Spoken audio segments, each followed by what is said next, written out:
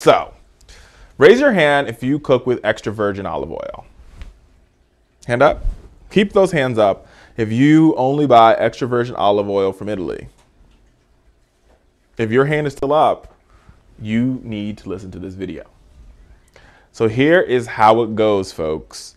So, much of the oil that is sold as Italian olive oil does not come from Italy at all. It actually comes from Spain, Morocco, or Tunisia, right? It's a good one. Stay with me and I'll bless you on this because I got to explain it a lot for you. So what happens is after being picked, the olives are taken to a mill and they're turned into oil. They're cleaned, pressed, turned into oil. The oil then goes to the port and then they ship the oil from Morocco, Tunisia, or Spain to Italy. And as they ship the oil to Italy, they're also shipping other forms of oil to Italy. So they're shipping soybean oil, canola oil, cheaper forms of oil, and they all come into the same port in Naples, Italy. Italy.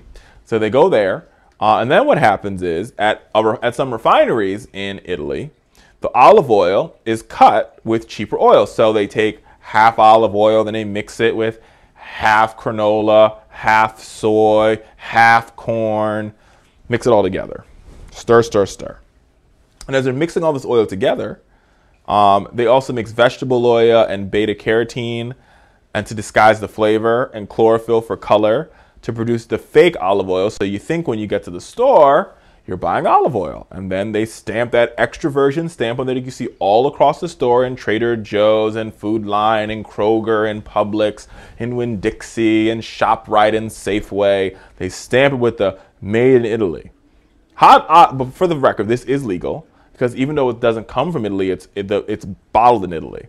And so then you go to the store and you actually buy said Italian olive oil. What the truth is, a study found that 69% of the imported oil that says extra virgin does not meet the taste test, or the smell test. I'm getting mumbled on my words there again, folks. And so basically, there's no way to deal with this. So the only way to combat the fraud is they have like these detectives in Italy that goes around smelling oil because it's the only way you could really tell if it's the right olive oil or not. And, you know, they try to solve it, but as you know, there's money in politics in Italy too, and so they don't really get anybody. But the ha-ha here is this. Here's the ha-ha, which is why this is funny. So because of all this fake Italian oil that's going out in the marketplace, fake extra virgin Italian oil, what it's doing is it's causing an increase in supply. And we already know, and I'd like to give you guys economic lessons, economic morsels you take with you on your life, right?